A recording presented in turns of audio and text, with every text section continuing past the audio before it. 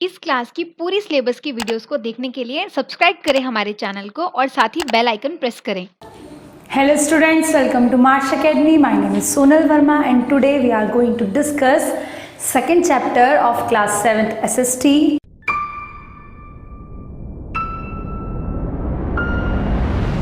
So the name of the chapter is Inside Our Earth. बेटा हमने पहली videos में ज्योग्राफी के फर्स्ट चैप्टर को कवर किया था, तो आज हम डिस्कस करेंगे बेटा सेकंड चैप्टर ऑफ ज्योग्राफी। ठीक है, तो जैसे कि आपको नेम से ही पता चल रहा है, इनसाइड आवर अर्थ, यानी कि अर्थ के इनसाइड, अर्थ के अंदर। तो before going to start the chapter we need to know that what is Earth. ठीक है, तो अर्थ क्या है बेटा? Earth is the only planet on the solar system where life exist, यानी कि अर्थ एकमात्र ऐसा प्लैनेट है सोलर सिस्टम में जहाँ पर लाइफ प्रेजेंट है या फिर जहाँ पर लाइफ एग्जिस्ट करती है, यानी कि जहाँ पर ह्यूमन बीइंग्स, प्लांट्स, एनिमल्स रहते हैं। ठीक है, अर्थ एकमात्र ऐसा प्लैनेट है पूरे सोलर सिस्टम में जहाँ पर लाइफ एग्जिस्ट करती है। अब व्हाट इज सोलर सिस्टम? ये सोलर सिस्टम क्या है बेटा? अब आपके माइंड में क्वेश्चन आएगा कि व्हाट इज सोलर सिस्टम। तो सोलर सिस्टम क्या है बेटा? द कलेक्शन ऑफ 8 प्लैनेट्स, यानी कि 8 प्लैनेट्स का एक कलेक्शन है, उसको क्या बोलते हैं हम? Solar system. उस सोलर सिस्टम में प्लैनेट्स होंगे, है ना, उनके क्या होंगे? मून्स होंगे, दैट मीन्स उनके चारों तरफ चक्कर लगा रहे होंगे, तो उन सबको मिलाकर क्या बनता है? सोलर सिस्टम बनता है।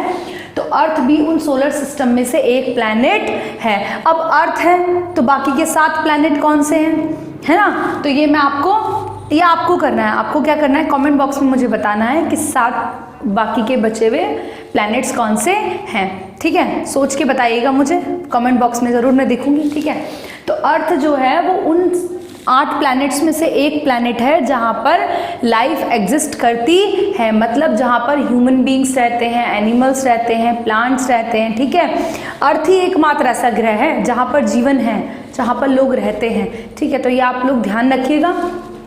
ओके, तो कुछ इंटरेस्टिंग फैक्ट हैं बेटा अर्थ के बारे में जो मैं आपको बताऊंगी इस चैप्टर के स्टार्ट होने से पहले, जो हमें पता होने चाहिए। पहली चीज़, हमारी अर्थ की शेप कैसी है भाई? हमारे अर्थ के शेप का है तो बेटा अर्थ है हमारी स्फेरिकल इन शेप। कैसी है? Spherical in shape. कैसी है बेटा? Spherical in shape. और इसका जो ये नेम है ये ओल्ड इंग्लिश या जर्मेनिक लैंग्वेज से लिया गया है, जिसका मीनिंग होता है बेटा द ग्राउंड। अर्थ का जो मीनिंग है वो है द ग्राउंड। क्या मीनिंग है बेटा इसका? The ground. ओके, इसकी जो रेडियस है बेटा वो कितनी है? 6371 किलोमीटर, यानी कि इसकी जो रेडियस है वो कितनी है? 6371। अब ये रेडियस क्या है? चलो थोड़ा मैथ पे आ जाते हैं, है ना। तो रेडियस क्या है बेटा? मैं आपको बता देती हूँ कि अर्थ के सेंटर से उसके किसी भी आउटर मोस्ट,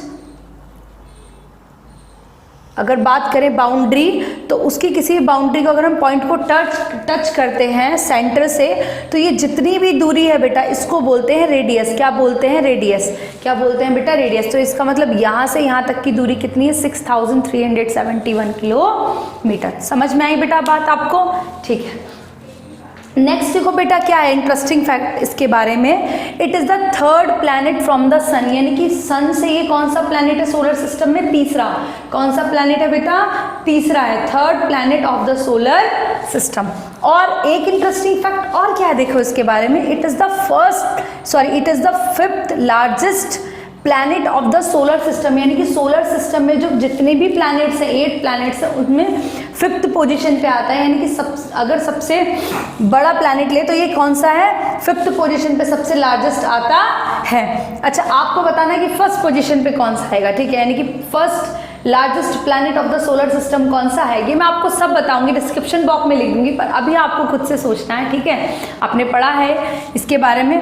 तो it is the 5th largest planet of the solar system. Okay, next interesting fact क्या है बेटा इसके बारे में कि इसका सैटेलाइट क्या है, मतलब इसके चारों तरफ कौन चक्कर लगाता है? तो वो है बेटा मून। क्या है? मून। क्या है बेटा? मून। हर एक प्लैनेट का अपना एक मून होता है। ठीक है, तो ऐसे ही उसका जो सैटेलाइट क्या है बेटा, उसका सैटेलाइट है मून। तो ये कुछ इंटरेस्टिंग फैक्ट थे अर्थ के बारे में जो मैंने आपको बताए। आप लोग ध्यान रखिएगा इनको, अगर आप नोट करना चाहते हैं तो बेटा नोट कर लीजिए, ठीक है। चलिए नोट करना चाहते हैं तो या फिर स्क्रीनशॉट ले लीजिएगा, या नोट करना चाहते हैं तो नोट कर लीजिएगा, ठीक है। तो आगे बढ़ते हैं बेटा, ले लीजिए स्क्रीनशॉट अगर आपको लेना हो तो। ओके सो बेटा मैं इरेज कर रही हूँ, अब बाकी आगे बढ़ते हैं। धीरे धीरे चीज़ों को समझना है, आराम से समझना है, ज़्यादा थोड़ा पढ़ेंगे पर बेटा जितना भी पढ़ेंगे वो हमें साथ के साथ लर्न हो जाना चाहिए, ठीक है। ओके तो अब आते हैं बेटा थोड़ा चैप्टर पे, ठीक है। चैप्टर पे आते हैं। एक्चुअली इस चैप्टर में हमें पढ़ना क्या है बेटा, इस चैप्टर में हम दो चीज़ें पढ़ेंगे। पहली चीज़ पढ़ेंगे हम फर्स्ट कंपोजिशन ऑफ अर्थ। क्या पढ़ेंगे? कंपोजिशन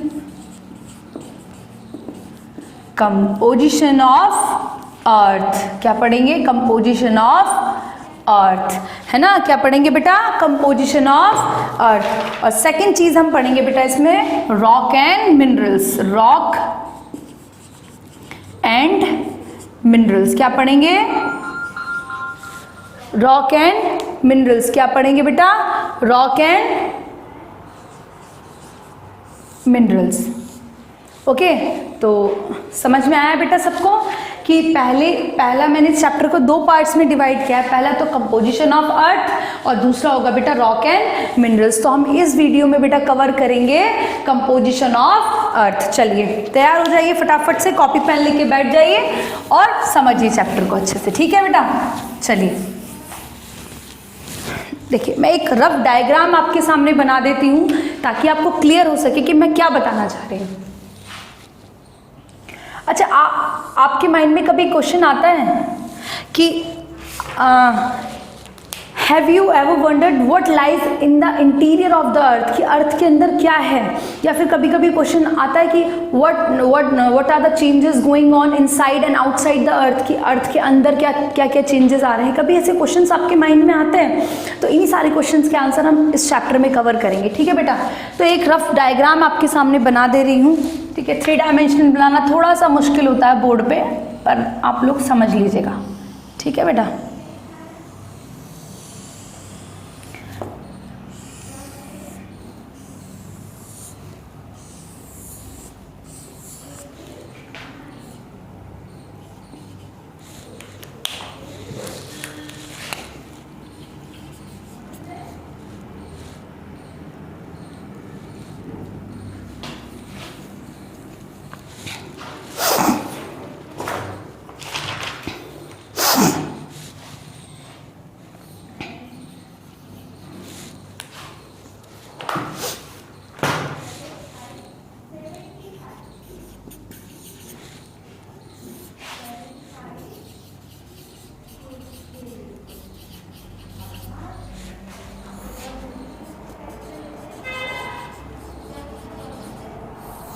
देखिए कंपोजिशन का मतलब क्या होता है बेटा? कंपोजिशन का मतलब होता है कि कोई भी चीज़ किन किन कंपोनेंट से मिलकर बनी है, किन किन चीज़ों से मिलकर बनी है, उसको कहते हैं बेटा हम कंपोनेंट्स या फिर कंपोजिशन कहते हैं। अच्छा सपोज दैट आपको क्या करना है, आपको चाय बनानी है, ठीक है।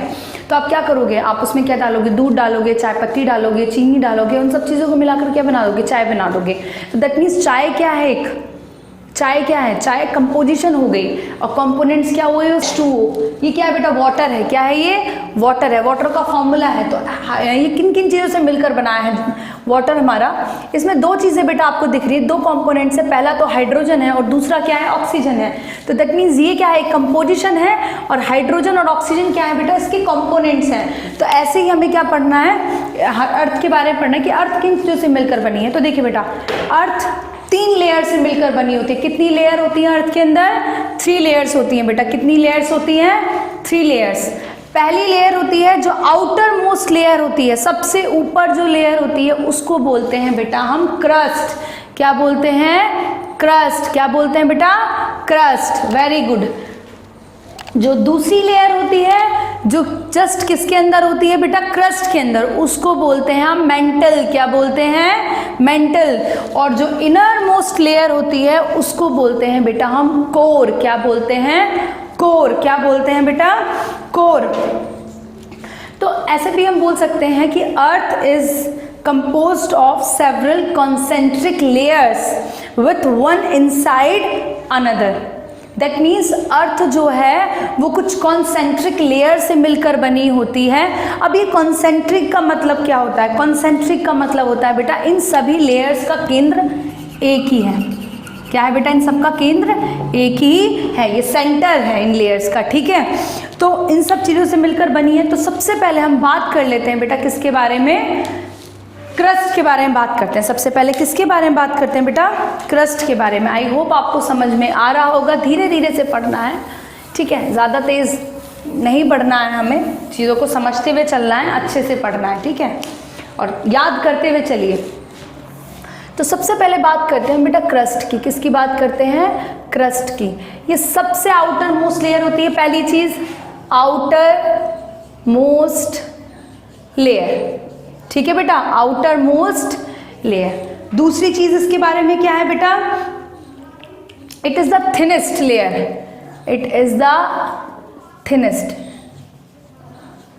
Layer among remaining 2 layers. यानी कि बेटा सबसे थिनेस्ट लेयर है ये इन तीनों लेयर्स में, ठीक है। आउटर मोस्ट लेयर है, थिनेस्ट है, ओके, समझ में आ रहा है बेटा सबको। तीसरी क्या चीज़ है कि इसकी जो गहराई होती है, दैट मीन्स इसकी जो गहराई होगी है, रेडियस होगी बेटा, कितनी होती है, इसकी होती है 35 किलोमीटर मैक्सिमम, ठीक है। अब क्रस्ट को भी बेटा 2 पार्ट्स में डिवाइड कर दिया। कितने पार्ट्स में डिवाइड किया, 2 पार्ट में। पहला पार्ट बताया है ओशियनिक क्रस्ट। क्या बताया है, ओशियन क्रस्ट। और दूसरा है बेटा कॉन्टिनेंटल क्रस्ट। Continental crust. क्यों हमने इन्हें 2 पार्ट्स में डिवाइड किया, तो भाई आपको पता है कि अर्थ पे 2 ही चीज़ें हैं, 3 चीज़ें हैं। पहली चीज़ है लिथोस्फीयर, दैट मीन्स अर्थ पे जो लैंड पार्ट है जहाँ पे हम लोग रहते हैं। दूसरा है हाइड्रोस्फीयर जहाँ पानी है। और थर्ड वन क्या है बेटा, एटमॉस्फेयर। क्या है, एटमॉस्फेयर। तो पानी और कॉन्टिनेंट, दैट मीन्स जो पार्ट है जो जहाँ पे लोग रह सकते हैं, यहाँ जहाँ पे क्या है, लैंड है, ठीक है। तो ओशियनिक क्रस्ट बेटा, ओशियनिक क्रस्ट यानी कि ओशियन में जो इसकी गहराई है वो कितनी है, 5 किलोमीटर, केवल बेटा इतनी है। और कॉन्टिनेंट्स में बेटा कितनी है, 35 किलोमीटर। कितनी है, 35 किलोमीटर। कितनी है बेटा, 35 किलोमीटर। अगर हम कॉन्टिनेंट पे बात करते हैं तो कॉन्टिनेंट क्रस्ट जो है, देखो एक बार फिर से बता देती हूँ, crust it is the outer most layer. दूसरा इट इज़ द थिनेस्ट यानी कि सबसे पतली लेयर है, इसकी जो मोटाई है वो सबसे कम होगी। तीसरी चीज़ बेटा इसे फिर डिवाइड किया ओशियनिक क्रस्ट में, यानी कि पानी, वाटर, ठीक है। ओशियन दैट मीन्स हमारे सागर, महासागर, समुद्र जितने भी हैं। कॉन्टिनेंट्स, ठीक है, महाद्वीप, ठीक है, यानी कि जहाँ पे रह सकते हैं लोग, है ना, जहाँ पे ज़मीन है, लैंड है, कॉन्टिनेंट क्रस्ट, ठीक है। तो 2 पार्ट्स में डिवाइड किया ओशियनिक क्रस्ट, यानी कि यहाँ पर इसकी गहराई कितनी है, 5 किलोमीटर, और यहाँ पे कितनी है बेटा, 35 किलोमीटर। Very good. तो आगे बढ़ते हैं हम। देखिए जो कॉन्टिनेंटल क्रस्ट है बेटा, उनमें मोस्टली 2 एलिमेंट्स हैं। ये 2 एलिमेंट से मिलकर बनी होती है। पहला है बेटा सिलिका और दूसरा है बेटा एल्यूमिना। क्या है दूसरा, एल्यूमिना। यहाँ से SI उठाया, यहाँ से Al, और बेटा इन दोनों को मिला दिया तो बन गया SiAl। शॉर्ट में ये बोल सकते हैं कि जो कॉन्टिनेंटल क्रस्ट है वो SiAl की मिलकर बनी होती, यानी कि मेजॉरिटी में कौन से एलिमेंट्स होते हैं, ये होते हैं SiAl। आपको समझ में आ रहा होगा, ठीक है। अब बात करते हैं बेटा ओशियनिक क्रस्ट की। किसकी बात करते हैं, ओशियनिक क्रस्ट की। तो ओशियनिक क्रस्ट बेटा 2 चीज़ों से मिलकर बना होता है। पहला है उसमें भी सिलिका और दूसरा है मैग्नीशियम, Mg, मैग्नीशियम। क्या है, Mg, मैग्नीशियम। और दोनों को ही मिलाया और क्या बन गया बेटा, SiMa, मैग्नीशियम, Ma, SiMa। क्या बन गया, SiMa। आई होप आप लोगों को समझ में आ रहा होगा बेटा। ठीक है, तो ये बात कर ली हमने क्रस्ट के बारे में। किसके बारे में बात करी है बेटा? ये क्रस्ट के बारे में हमने बात कर ली है। आउटर मोस्ट लेयर होती है, सबसे थिनेस्ट होती है, दो पार्ट्स में डिवाइड किया, ओशियनिक क्रस्ट, कॉन्टिनेंटल क्रस्ट। ये 5 किलोमीटर इसकी डेप्थ है, ये 35 किलोमीटर है। ये सिलिकॉन और Ma से मिलकर बनी है, तो SiMa बोल देते हैं इसको शॉर्ट में। ये सिलिका और एल्यूमिनियम से है, तो इनको शॉर्ट में इनके पहले लेटर्स को उठा लिया है और शॉर्ट में ऐसे लिख दिया। आप लोग ऐसे याद कर सकते हो। ठीक है, अब बात ये बेटा, नेक्स्ट जो हमारी लेयर है वो है मेंटल। क्या है बेटा? मेंटल। क्या है? मेंटल।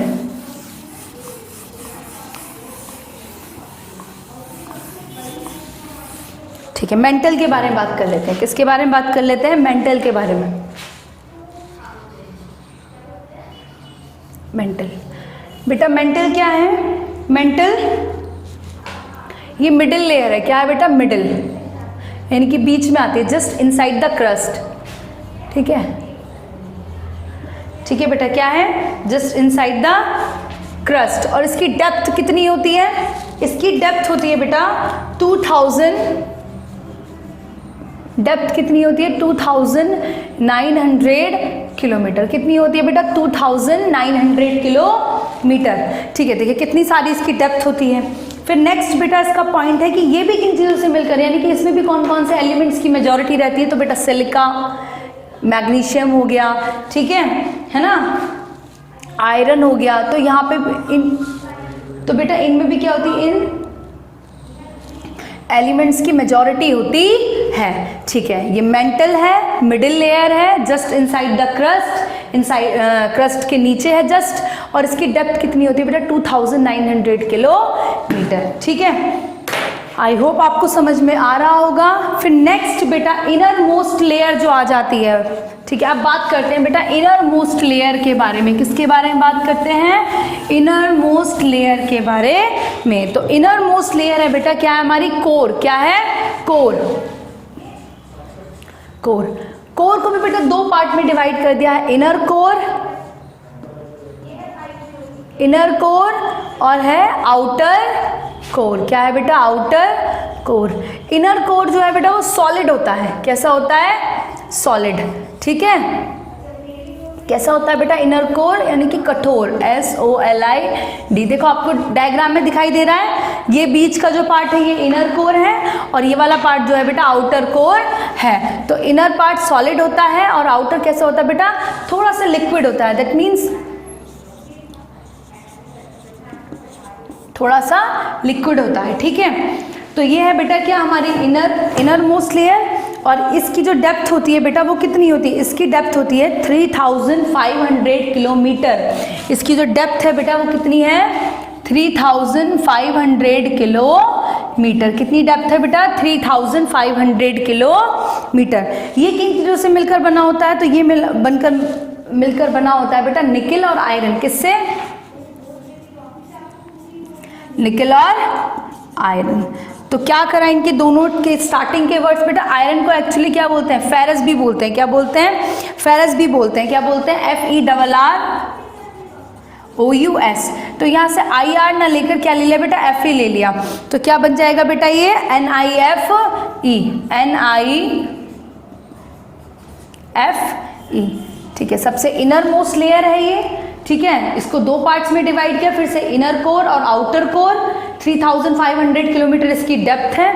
और कौन से एलिमेंट्स इसमें पाए जाते हैं? निकेल और आयरन। ठीक है, तो निकेल का Ni ले लिया है ना, और आयरन को मैंने आपको जैसे बताया FERROUS फेरस भी बोलते हैं। तो Fe यहाँ से ले लिया और ये शॉर्ट में बता दिया NiFe, जिससे कि आप इजीली इसको याद कर सको। और बेटा ये जो लेयर है कोर, सबसे ज़्यादा टेम्परेचर और प्रेशर बेटा यही होगा।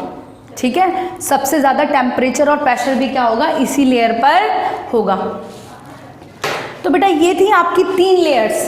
पहली लेयर क्रस्ट, दूसरी कोर और तीसरी मेंटल। ठीक है, तो ये आपकी 3 लेयर्स थी अर्थ की, कंपोजिशन था अर्थ का। आई होप आप लोगों को समझ में आया होगा। तो प्लीज़ बेटा वीडियो को एंड तक देखिएगा। कोई भी टॉपिक बेटा देखिए, समझने के लिए उसको शुरू से लेकर एंड तक देखना होता है ना। आराम आराम से पढ़ना है, कोई जल्दी नहीं करनी है। तो प्लीज़ बेटा ये जो अगर आपको ये टॉपिक थोड़ा सा भी समझ में नहीं आया तो प्लीज़ आप मुझे कमेंट बॉक्स में आप अपनी कन्फ्यूज़न ज़रूर बताइएगा, ताकि मुझे पता चल सके कि आप कितना सीख रहे हो, है ना, और मैं कितना आपको डिलीवर कर पा रही हूँ। ओके बेटा, तो ये था आपका first part of this chapter inside our earth. Next part में हम डिस्कस करेंगे बेटा मिनरल एंड रॉक। ओके बेटा, थैंक यू सो मच।